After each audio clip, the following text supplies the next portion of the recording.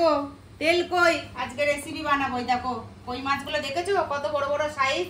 এই দেখো কই মাছ বানাবো, তেল কই বানাবো আজকে। দেখে না, মাছটার মধ্যে লবণ হলুদ মেখে রাখবো 10-15 মিনিট, নাইলে কেন বলো তো লবণ হলুদ ঢুকবে না, ওই জন্য মেখে রাখতেছি সুন্দর করে লবণ হলুদ। এই দেখো লবণ আর হলুদ মেখে রাখবো সুন্দর করে।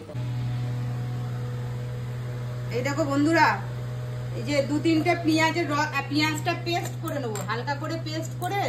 এই দেখো পেঁয়াজ দিলাম, কি কি দিচ্ছি দেখে নাও, লাস্ট পর্যন্ত দেখবে, না দেখলে বুঝতে পারবে না কিভাবে বানাচ্ছি রেসিপিটা।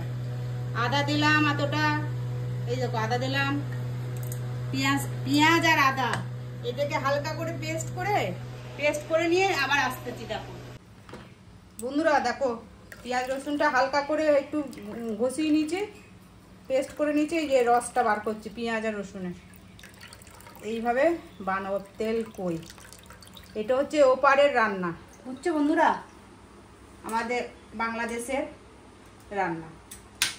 এই দেখো পেঁয়াজের রসটা আর আদার রসটা বার করে নিয়েছি। লবণ হলুদ তো মেখে রেখে দিয়েছিলাম, এখন এখানে আদা আর পেঁয়াজের রস বার করে নিয়েছি। দেখো দেখেছো, এখানে কিন্তু পেস্ট দিব না, আদা পেঁয়াজের রসুনও দিব না, আদা আর পেঁয়াজের রসটা দেবো, রস। এই দেখো রসটাকে দিলাম। আর এখানে যে যেরকম ঝাল খাবে, আমি এখানে 10টা মতন শুকনো লঙ্কা আর 2টো কাঁচা লঙ্কা নিয়ে নিয়েছিলাম, এই পেস্টটা দিলাম।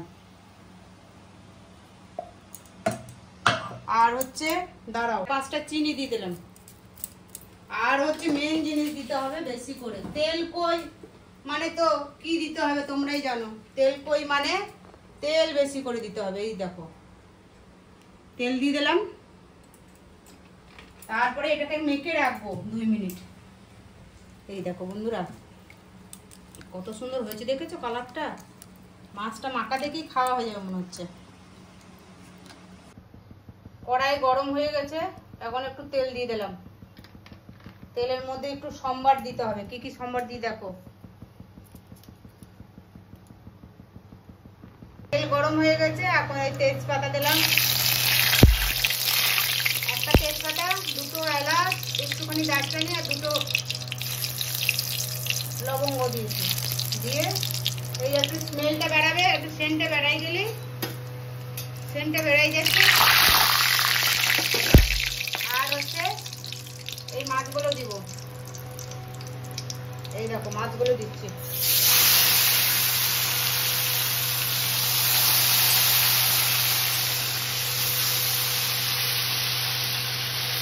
বন্ধুরা কড়াইয়ে জাগ হচ্ছে না, কত বড় বড় মাছ।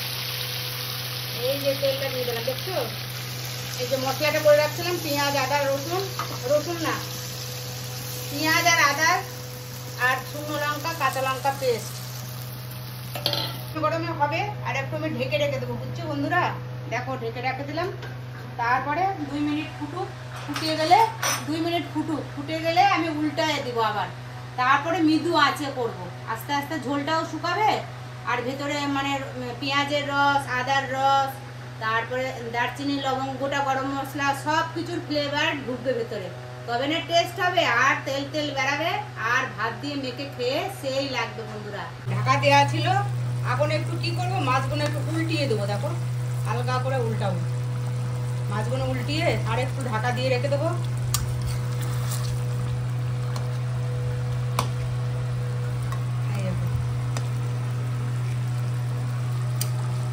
দিদি কাঁচা লঙ্কার ফ্লেভারটাও ভালো পাওয়া যাবে, আর তেলটা ভেসে উঠবে। দেখো তেল ভেসে উঠছে, দেখছো বন্ধুরা কত সুন্দর তেল ভেসে উঠছে। তেল কই মানে একটু তেল দিলে পরে ভালো লাগে। দেখো তোমরাই দেখো, আমি আর কি বলবো। দেখো বন্ধুরা হয়ে গেছে, দেখছো সুন্দর হয়ে গেছে, তেল ছেড়ে দিয়েছে। এখন আমি নামাবো, দেখো নামিয়ে নিয়ে তারপর তোমাদের দেখাচ্ছি। দেখো বন্ধুরা